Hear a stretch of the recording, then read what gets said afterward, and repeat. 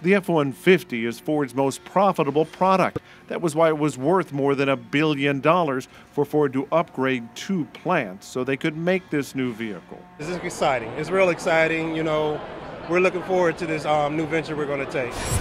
Oh, it's awesome. I love the truck. I think it's going to sell really well, and we got a great group of people here that are going to do a great job.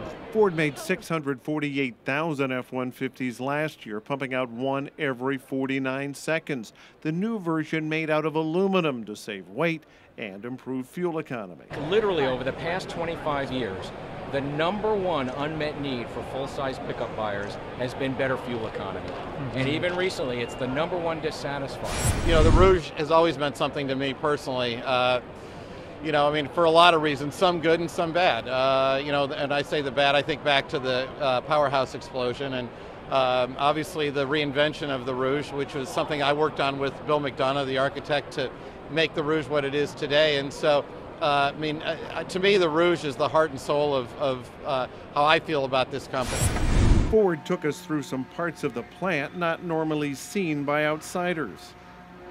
People don't really realize what all goes into building a product like the F-150. This plant that I'm in is called Dearborn Diversified. These very large robots behind me actually build a lot of the parts that go into the F-150.